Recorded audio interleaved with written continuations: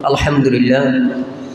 হাজী হেদায়েতুল্লাহ বাইতুল মামুর জামে মসজিদের সম্মানিত মুসলিম ইকরাম, পর্দানিশীন সম্মানিতা মা ও বোনেরা, মহান আল্লাহ রাব্বুল আলামিনের দরবারে অসংখ্য অগণিত শুকর আদায় করি যে আল্লাহ রাব্বুল আলামিন দয়া করে, মায়া করে, মোহাব্বত করে, ভালোবেসে আমাদের সকলকে একত্রিত হয়ে আল্লাহর ঘর মসজিদে জুড়ে মিলে বসার মতো যে আল্লাহ সুযোগ করে দিলেন, আল্লাহ পাকের দরবারে প্রাণ খুলে অন্তরস্থল থেকে কালিমাতুর শুকর আদায় করি। সকলে একযোগে বলি আলহামদুলিল্লাহ। আরো জোরে বলুন আলহামদুলিল্লাহ। আল্লাহ পাকের দরবারে আরো শুকর গুজার করি যে আল্লাহ পাক রব্বুল আলামিন আমাদেরকে জিলকদ মাসে জীবিত রেখেছেন। আজকে জিলকদ মাসের দ্বিতীয় জুমআ।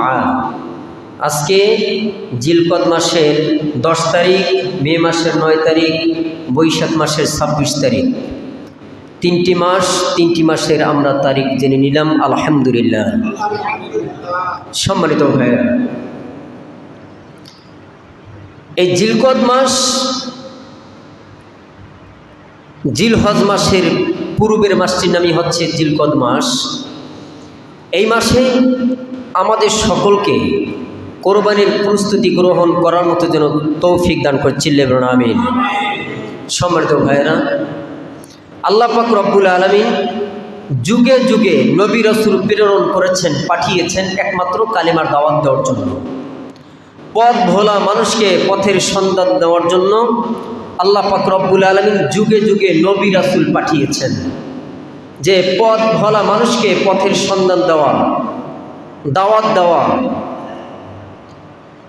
কারণ সেই নবী রাসূল নেই, সাহাবীরা নেই, সেই নবীর উত্তরসূরি হিসাবে আছে, নবীর ওয়ারিস হিসাবে আছে আলেমেরা। তারা আপনাদের নিকটে পবিত্র কোরআন হাদিসের বয়ান করে শোনায়। শোনানোর পরে যারা আলহামদুলিল্লাহ শোনার পরে গ্রহণ করবে, অ্যাকসেপ্ট করবে, আমল করবে, তাদের জন্য কামিয়াব, আলহামদুলিল্লাহ।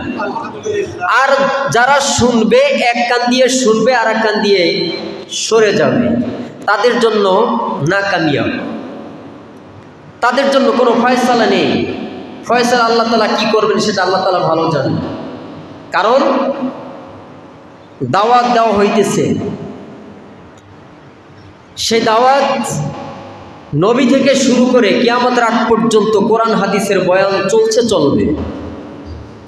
কেহ মানবে, কেহ মানবে না। কোনো মানুষ আমল করবে, আবার কোনো মানুষ সেটাকে তার জীবন থেকে ডিনাই করে দিবে। তার জন্য নসিব খারাপ। কোরআন হাদিসের আলোচনা কম শুনি না, শুনতেছি এক জুমা এক একটা প্রসঙ্গ নিয়ে শুনি। আল্লাহ পাক রব্বুল আলামিন যেন আমাদের সকলকে এই আলোচনা কোরআন এবং হাদিসের উপরে যেন আমরা সকলেই আমল করতে পারি। সকলে বলুন আমিন।